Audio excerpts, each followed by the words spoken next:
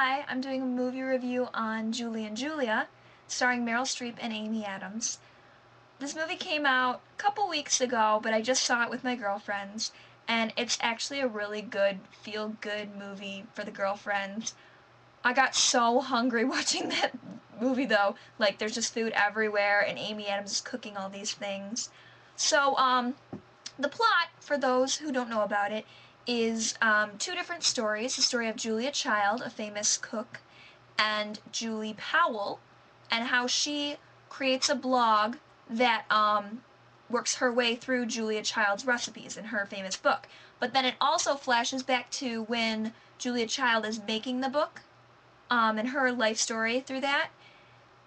I thought this movie was incredibly cute overall. Very well acted, very well acted. And I was surprised at the cinematography.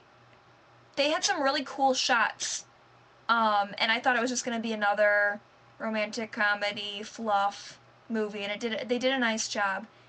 Um, I also liked how in the movie there like Julie Powell has a husband, and this guy is like wonderful. He's always like doing all this stuff for her, and she's always really appreciative of him. She's like, "Oh, you're such a saint," blah blah. And I really liked how we got to see more of that relationship. Usually in movies, if the lead character, if it's a woman or whatever, the husband after a certain time just kind of is like, "I'm fed up with this," and they get in a fight. Like right when she's about to hit her stride and everything comes crashing down, and then it's the husband. And this time, like, you got to see more of the relationship between Julie Powell and Eric Powell, her husband, and how cute it was until, you know, things backfired and whatever. But moving on to the movie again, Meryl Streep, love her to pieces. Her voice was a little annoying in this movie. She's got this "I'm Julia Child" voice, and I thought she'd maybe quit it halfway through, but no. Maybe Julia Child actually sounded like that in real life. It's just a very annoying voice. She's a very, like, nice character, and she does a good job with it and everything. It was just a bit much. It seemed kind of stage acted, and she had big movements too on camera, which if you move a lot on camera, the camera like moves with you, and it just looks like a hot mess. Like right now, I'm standing still, whatever, but if I move like this, people get dizzy, especially if it's on a big screen. Stanley Tucci played Meryl Streep's husband, Paul, I think his name was, and it was really weird.